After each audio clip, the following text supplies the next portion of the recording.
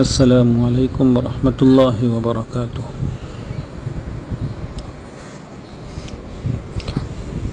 بسم اللہ الرحمن الرحیم۔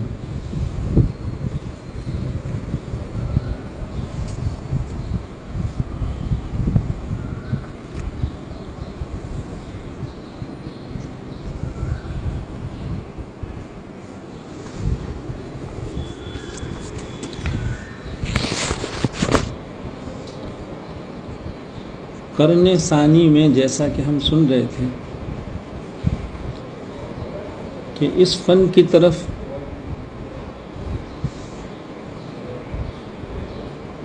مثالی حیثیت کا یا تاریخی حیثیت کا اعتنا رہا، اور بلا کسی تمیز و تفریق کے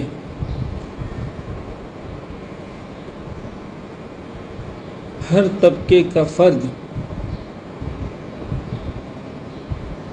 اس شریف فن سے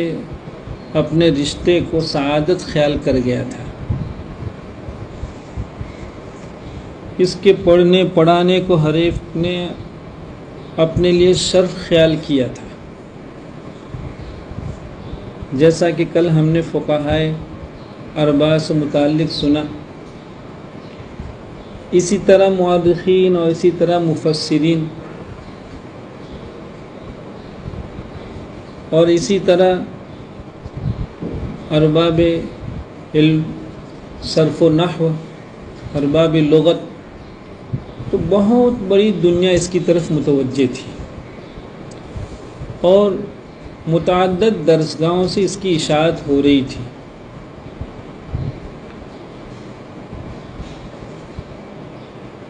چنانچہ ابھی تو ہم اور آپ 10 ائمہ کی قرأتوں کو جانتے ہیں اور قرأت میں 10 ائمہ کو جانتے ہیں، لیکن وہ دور ایسا تھا کہ ائمہ قرأت کی تعداد بھی اتنی بڑی تھی جس کا تصور آج مشکل ہو رہا ہے۔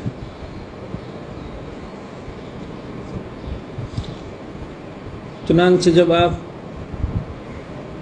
قرأت کے میدان میں آ کر کتب قرأت کے اوراق گردانی کریں گے تو انداز ہوگا کہ اس دنیا میں قرأتوں کو جمع کرتے ہوئے جو سب سے پہلی تصنیف امام ابو عبید قاسم بن سلام کی ہے، جیسا کہ محقق جزری رحمۃ اللہ علیہ نے لکھا ہے، تو وہ 25 قرأتوں پر مشتمل تھی۔ 25 ائمہ قرأت کی قرأتوں کو اس کتاب میں قلم بند کیا گیا تھا، جمع کیا گیا تھا۔ اور پھر کمال یہ ہے کہ وہ 25 ائمہ وہ تھے جو ائمہ سبع کے ماں سوا، ابھی ہم جن کو ائمہ سبع کہتے ہیں، امام نافع سے لے کر امام کسائی تک کے، وہ جو 25 ائمہ تھے وہ ان کے ماں سوا تھے، بلکہ امام ابو محمد مکی رحمۃ اللہ علیہ نے اپنی کتاب ابانہ میں اس کی وضاحت فرمائی ہے کہ لوگوں نے ایسے 70 ائمہ، 17 نہیں، ایسے 70 ائمہ کی قرأتوں کو یکجا کیا ہے جو مقام کے اعتبار سے، رتبے کے اعتبار سے ان ائمہ سبع سے بھی بڑھے ہوئے تھے۔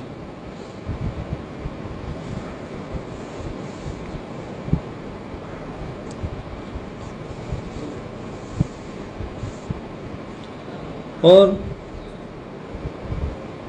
جیسا کہ بارہا ہمارے بچے سنتے ہیں کہ امام ابو القاسم حزلی رحمۃ اللہ علیہ، ان کی کتاب ہے الکامل، اس میں آپ نے 50 قرأتیں جمع فرمائیں۔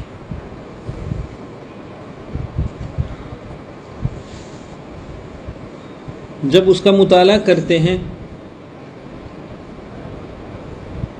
اور اس میں امالے کے بیان کو دیکھتے ہیں تو حیرت ہوتی ہے کہ کیسے کیسے کلمات، مثلا کتاب کا کلمہ ہم دیکھتے ہیں کہ ہمارے یہاں کتاب میں امالہ ہے ہی نہیں، کسی بھی امام سے نہیں ہے، ایامن کسی سے امالہ نہیں ہے۔ اس قدر مواقع میں امالے بیان ہوئے ہیں جس کا آج تصور مشکل ہے، یا جس کو ضمیر جلدی قبول تک نہیں کرتا ہے۔ 50 قرأتیں ایسی اس زمانے میں چل رہی تھی۔ یہ امام ابو القاسم حزلی رحمۃ اللہ علیہ وہ ہیں جنہوں نے کیا ہمت اللہ تعالیٰ نے ان کو عنایت کی تھی، اور کیسا پہاڑی عزم تھا، اور ان کے وقت میں کس قدر برکت تھی کہ تنہا ایک شخص 365 مشائخ کی درسگاہ میں جا کے صرف علم قرات کو حاصل کرتا ہے۔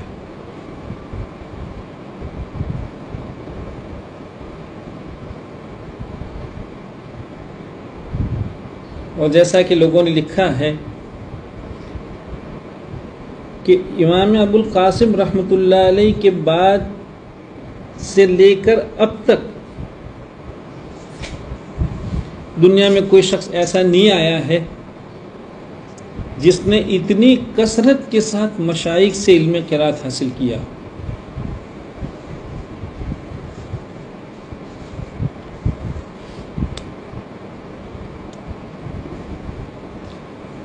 ان کی اس کتاب کے مقدمے میں ڈاکٹر شوقی ضیف لکھتے ہیں، معاف کریں گے غلطی ہو گئی۔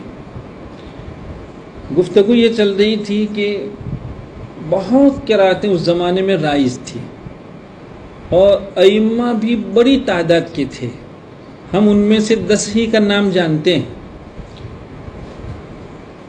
لیکن جیسا کہ امام ابن مجاہد رحمۃ اللہ علیہ کی کتاب السبع، اس کے مقدمے میں ڈاکٹر شوقی ضیف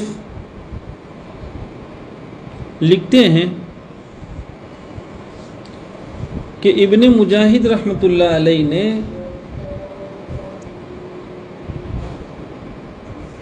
قرات اور ائمہ قرات کے اتنے بڑے سمندر سے صرف 7 ہی کا جو انتخاب کیا، کتنا بڑا سمندر ائمہ کا یا قرات کا، تو وہ لکھتے ہیں کہ 5,000 رجال قرات کے نام سے دنیا میں قراتیں پڑھائی جا رہی تھی۔ جیسا بھی ہم امام نافع کے نام سے قرات جانتے ہیں، امام عاصم کے نام سے قرات جانتے ہیں، ایسے کتنے نام تھے؟ 5,000 رجال قرات کے نام سے قراتیں دنیا میں پڑھائی جاتی اس زمانے میں۔ یہ 3ری صدی کی بات ہے۔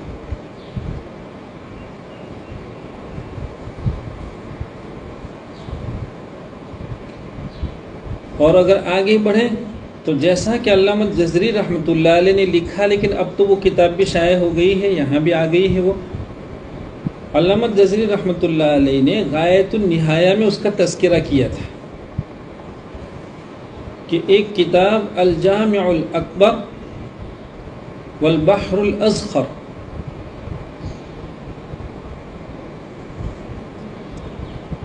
شیخ ابو القاسم اسکندری کی ہے، یہ ابھی ہے یہاں، یہ ہم نے اس کو ڈاؤن لوڈ کرا کے جو ہے پرنٹ کروایا ہے، تو کہا کہ اس میں 7,000 رجال قرات کی روات اور طرق۔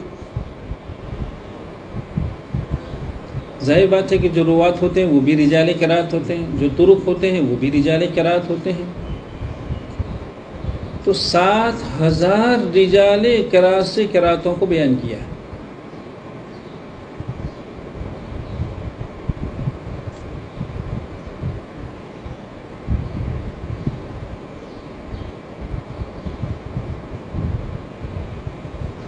ان مختلف تعداد کو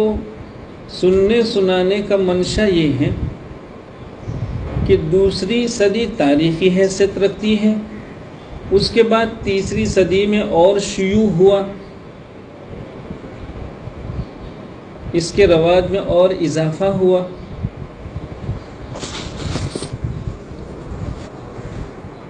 اور بہت لوگ پڑھنے پڑھانے لگے.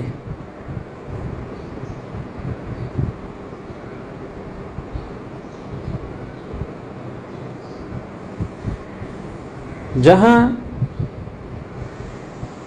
اس کا ایک پہلو اتنی کثرت سے اعتنا کا ہے کہ اتنی بڑی دنیا اس کی طرف متوجہ رہی، وہاں اس کا ایک پہلو منفی پہلو یہ رہا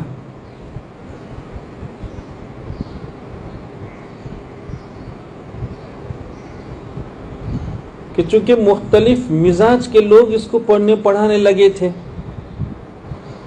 تو ان کے مزاج کو اس میں اچھا خاصا دخل ہو گیا تھا. کیا دخل تھا ابھی سمجھیں گے. چنانچہ ابن مجاہد رحمۃ اللہ علیہ فرما رہے ہیں، پہلے ابن مجاہد کو سن لیں. یہ کون ہے؟ یہ بہت بڑے درجے کے نحوی اور بڑے درجے کے محدث و مفسر ہیں، اور ان تینوں علوم میں اپنے وقت میں ان کو ایک امتیاز حاصل تھا.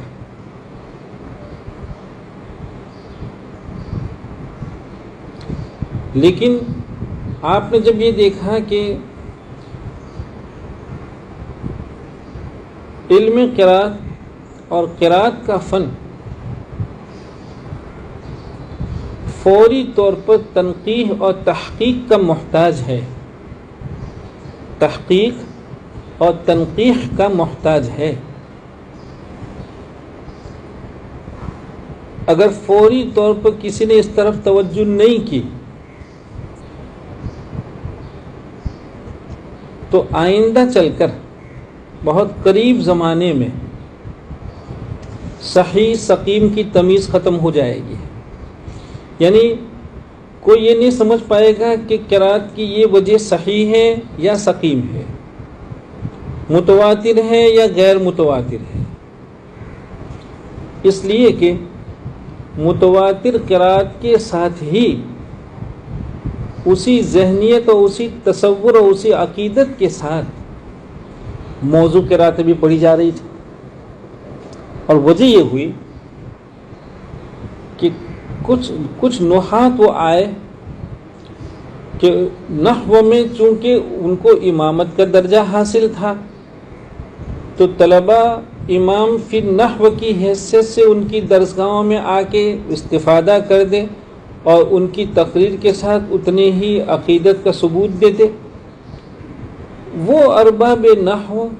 اپنے نحو کی تدریس اور تعلیم کے دوران جب قرات پر گفتگو فرماتے تو یہ فرماتے تھے کہ ہماری رائے یہ ہے کہ یہ کلمہ ایسا پڑھا جانا چاہیے، ہمارا نحو اس کی اجازت دے رہا. اور چونکہ طلباء کے سامنے ان کی بہت بڑی حیثیت تھی لہذا انہوں نے ان کی اس رائے کو قرات تصور کر لیا، اس کو تواتر کا درجہ دے دیا اور اس کو پڑھنے پڑھانے لگے. ابن مجاہد رحمۃ اللہ علیہ یہ وہ شخصیت ہیں کہ جب انہوں نے اس ضرورت کو محسوس کیا تو بہت بڑی دنیا کا گشت لگایا اور 100 مشائخ کے یہاں جا کر جتنی قراتیں ان کے یہاں پڑھی پڑھائی جا رہی تھی سب کو حاصل کیا.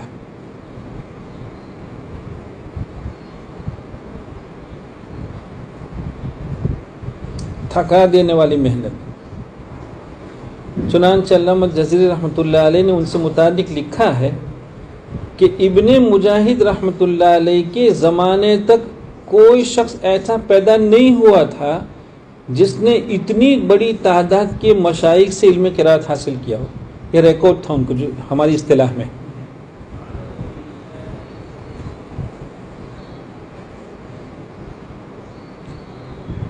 انہوں نے اتنی ساری درسگاہوں کا گشت لگا کر علم قرات کو حاصل کیا، پھر سب کا جائزہ لیا، ساری قراتوں کا سندی حیثیت سے روایتی پہلو سے جائزہ لیا اور کڑے شرائط کے ساتھ شرائط میں اتنی سختی اس وقت یوں ضروری تھی کہ موضوع قرات کو بھی لوگ متواتر خیال کرنے لگے تھے، صحیح سقیم کو بھی صحیح خیال کرنے لگے تھے، بلکہ کچھ وہ لوگ پیدا ہو گئے تھے جو یہ کہہ رہے تھے کہ اگر کسی وجہ قرات،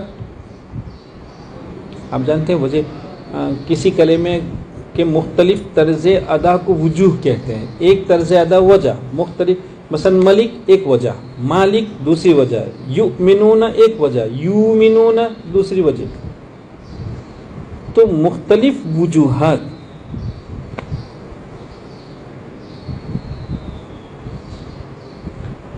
اگر یہ وجوہ اصول عربیت کے مطابق ہے، نحو و صرف کے اصول کے مطابق ہے، چاہے وہ روایتاً ثابت ہے یا نہیں، تو روایتاً ثبوت کوئی ضروری نہیں کا، وہ قرات ہے، وہ قرآن ہے، لہذا اس کو پڑھنا چاہیے۔ کچھ وہ لوگ آئے جو کہنے لگے کہ روایتاً ثبوت ہونا چاہیے، لیکن یہ ضروری نہیں ہے کہ ہم جو پڑھ رہے ہیں مصاحف عثمانیہ میں، مصاحف عثمانیہ جیسا کہ ہم نے کل سنا علی اختلاف الاقوال، جو 8 مصاحف تھے، تو وہ مصاحف عثمانیہ میں سے کسی مصحف کے مطابق بھی ہو، یہ کوئی ضروری نہیں۔ اگر ہم جو قرات پڑھ رہے ہیں رسم عثمانی کے خلاف بھی ہیں تو کوئی حرج نہیں، اور ظاہر بات ہے کہ مصاحف عثمانیہ پر تو اتفاق ہوا تھا، اجماع ہوا تھا۔ اس طرح کے آراء لوگوں کی قائم ہو گئی تھی۔ یہاں تھوڑی سی گفتگو روک کر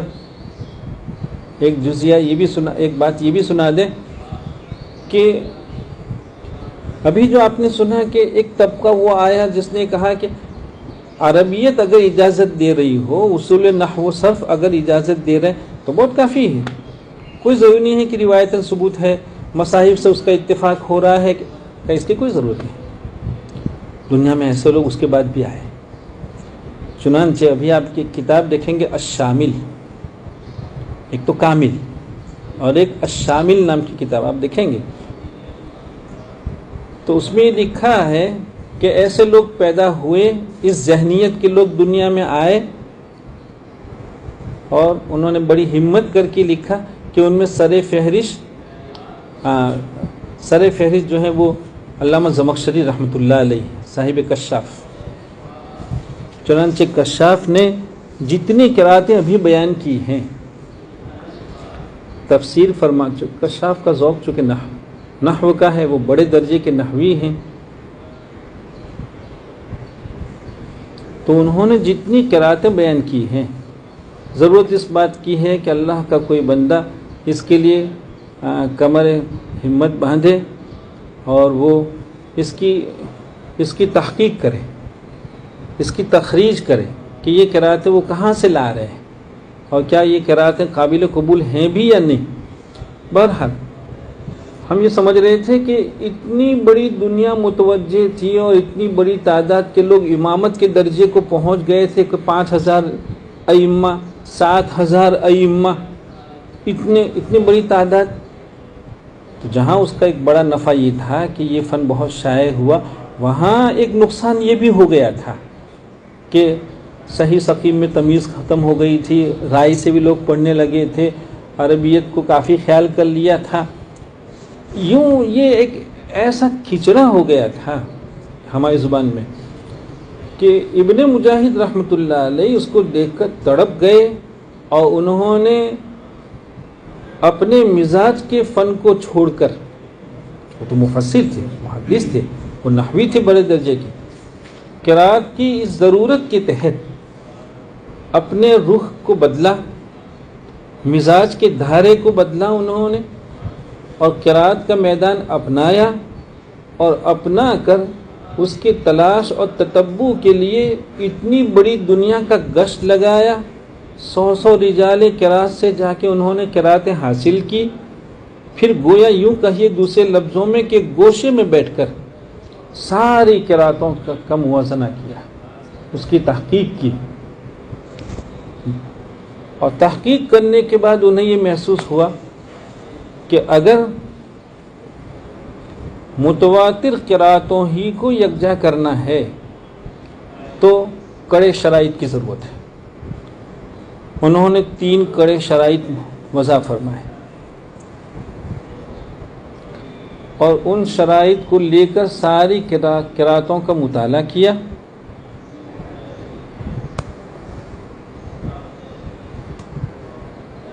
تو ان کے مطالعے کا حاصل یہ 7 قراتیں نکلی۔ ان کی اتنی باریک چھلنی تھی، اس باریک چھلنی میں جو قراتیں چھان کر صاف ستھرے انداز میں باقی رہی وہ 7 تھی۔ وہ یہ نہیں کہہ رہے ہیں کہ ہم دوسری قراتوں کو غیر متواتر کہیں، کہا ہمارے شرائط پہ اتنی ہے۔ اور وہ دور چونکہ ایسا تھا کہ اس وقت کرے شرائط کی ضرورت تھی۔ یہ الگ بات ہے کہ بعد میں چل کر اس شرط کا جب کوئی نقصان سمجھ میں آیا، مثلا متواتر کی جو شرط تھی، تو تھوڑا سا لوگ نیچے اترے اور صحت سند کو کافی خیال کر لیا۔ کسی بھی روایت کا سندن صحیح ہونا، متواتر ہونا نہیں، صحیح ہونا۔ تو خیر امام ابن مجاہد رحمۃ اللہ علیہ نے اتنی محنت فرمائی، اتنی تحقیق کی، اور تحقیق کر کے صاف ستھرا کر کے 7 قراتیں ہمارے سامنے پیش کی۔ لیکن بعد میں یہ دیکھا گیا کہ نہیں، انہی کے شرائط کے انداز میں مزید 3 قراتیں بھی آ سکتی ہیں، لہذا ان 3 قراتوں کا اضافہ ہوا۔ چونکہ انہوں نے یہ دعویٰ نہیں کیا تھا کہ ہمارے بیان کے بعد کے ما سوا کی جو قراتیں ہیں وہ غیر متواتر ہیں، تو 3 قراتوں کو اور شریک کر لیا گیا، شامل کر لیا گیا۔ اور یوں ائمہ اصول فقہ نے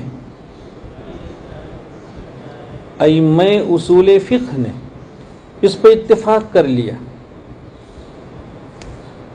کہ اب امت کے پاس متواتر حیثیت کی جو قراتیں ہیں وہ صرف 10 ہیں۔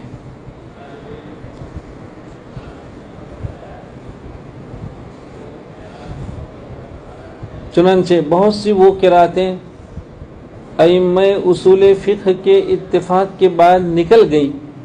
جو اس زمانے میں تو متواتر تھی۔ ابن مجاہد رحمۃ اللہ علیہ کے زمانے سے پہلے وہ متواتر تھی، اس میں تلاوتیں ہوتی تھی، اس میں نماز ہوا کرتی تھی، اس میں تدریس تعلیم ہوا کرتی تھی۔ لیکن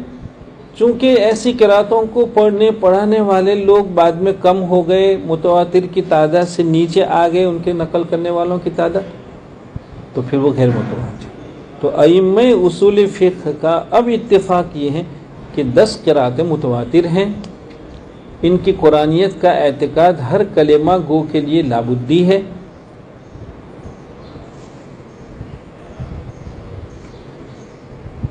جب 10 قراتیں جمع ہو گئیں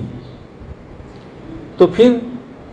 ان قراتوں کے باب میں من حیث الفن اس کی تشریح کی ضرورت پیش آئی۔ شاید کل کہا تھا، اللہ عالم، کہ 4ویں اور 5ویں صدی کے نصف تک ساری قراتیں جتنا کچھ لکھنا تھا وہ لکھ گیا تھا۔ اس کے بعد مارکیٹ میں صدیوں تک جو کتابیں آتی چلی گئی اور اب بھی آ رہی ہیں، وہ صرف ان 450 سال کی کتابوں کی تشریح ہے۔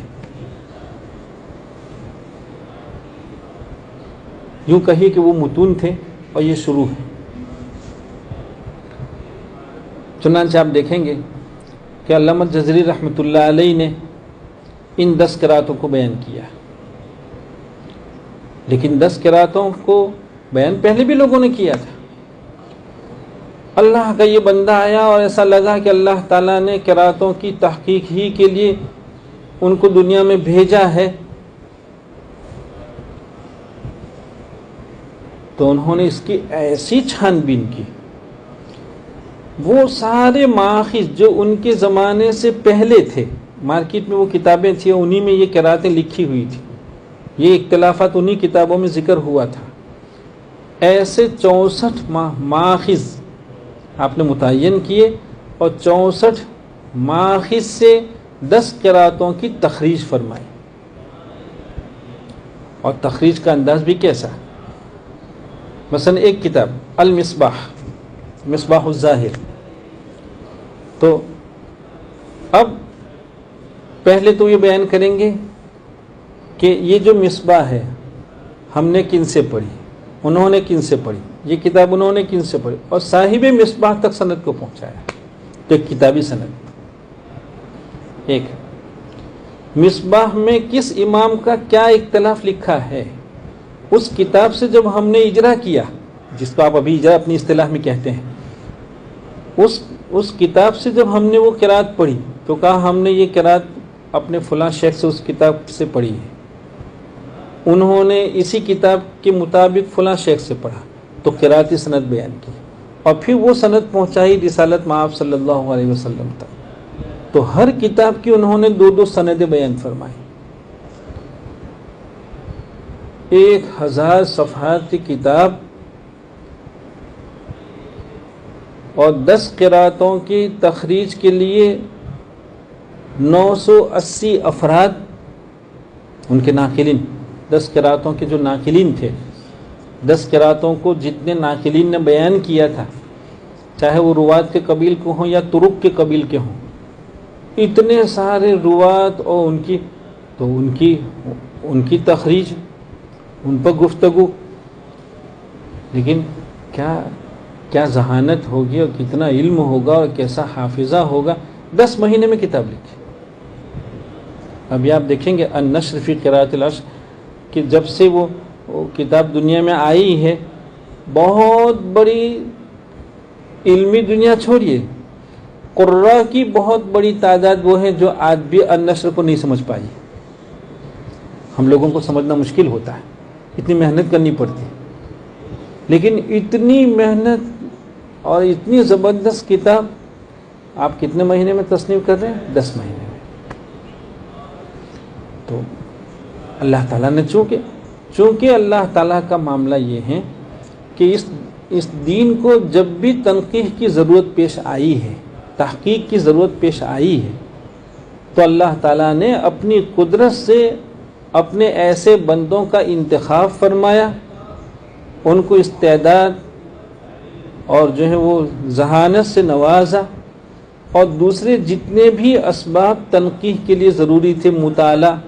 بہت بڑی دنیا تک پہنچنا، ایسا غور و فکر، اور پھر صاحب رائے ہونا، یہ جتنے بھی اسباب و عوامل تخریج اور تحقیق کے لیے ضروری ہوتے ہیں، قدرت سارے اسباب ان کے حصے میں کر دیا کرتے ہیں۔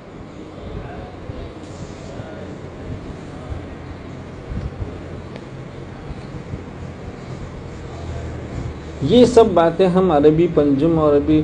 چہارم کی یا تخصص کے فضلاء کو جو سبق پڑھنے جا رہے ہیں، ان کی باتیں اس لیے سنا رہے ہیں کہ ہمارے بچے یہ سمجھنے کی کوشش کریں کہ پچھلے 50 60 70 سال سے یہ تفریق ہو گئی ہے، کل جیسے کہ کہا تھا۔ ورنہ آپ دیکھیے مثلا علامہ جزری رحمۃ اللہ علیہ کا بھی تذکرہ ہو رہا تھا، ان کا اور حافظ ابن حجر رحمۃ اللہ علیہ کا زمانہ ایک ہے۔ حافظ ابن حجر عسقلانی رحمۃ اللہ علیہ نے علم قرات میں علامہ جزری رحمۃ اللہ علیہ سے سند حاصل کی۔ قسطلانی کون ہے؟ قسطلانی شارح بخاری ہے، علامہ شہاب الدین قسطلانی رحمۃ اللہ علیہ، یہ شارح بخاری شریف ہیں، لیکن قرات کی کیسے تشریح فرماتے ہیں۔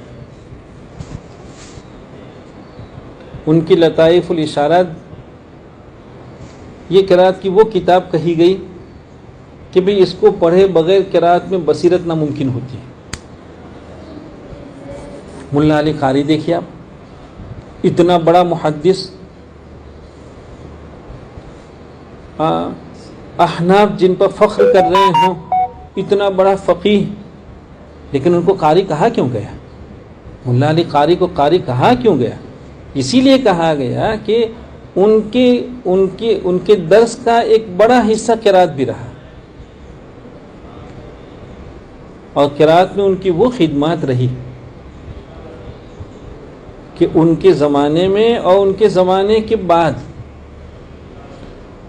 خود قرہ کی بہت بڑی جماعت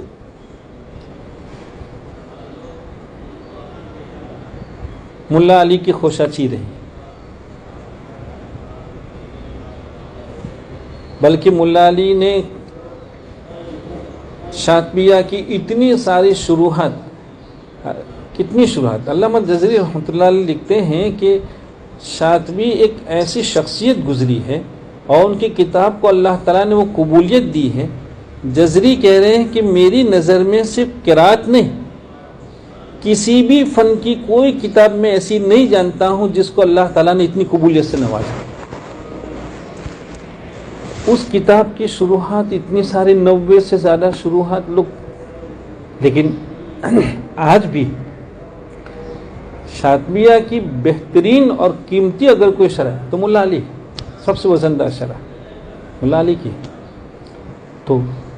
یہ نہیں ہے کہ صرف قراء ہی اس فن کو پڑھتے پڑھاتے رہے ہیں، مفسر سیوطی رحمۃ اللہ علیہ کو دیکھیں، علامہ جلال الدین سیوطی رحمۃ اللہ علیہ کو دیکھیں۔ خیر بہرحال یہ ہے کہ یہ پچھلے کچھ دہائیوں سے یہ معاملہ ہوا، ورنہ اصحاب مطالعہ اور مفسرین، محدثین، فقہا سبھی کی درسگاہوں سے یہ فن چلا ہے، اس کی اشاعت ہوئی ہے، اس کی خدمت میں سب کا حصہ رہا ہے۔ لہذا اگر ہمارے پنجم چہارم کے وہ طلبہ جنہوں نے ہمت کی ہے تو وہ اپنی سعادت پر اللہ تعالیٰ کا شکر ادا کریں، اس کی توفیق پر اللہ تعالیٰ کا شکر ادا کریں۔ کیا شکر ادا کریں؟ کہ وہ قرات کو پڑھ کے اپنا رشتہ ایسے نفوس قدسیہ سے کرنے والے ہیں۔ ان نفوس قدسیہ میں ملا علی بھی ہیں اور علامہ قسطلانی بھی ہیں، حافظ ابن حجر بھی ہیں، ابن جریر بھی ہیں، وغیرہ بہت سارے لوگ۔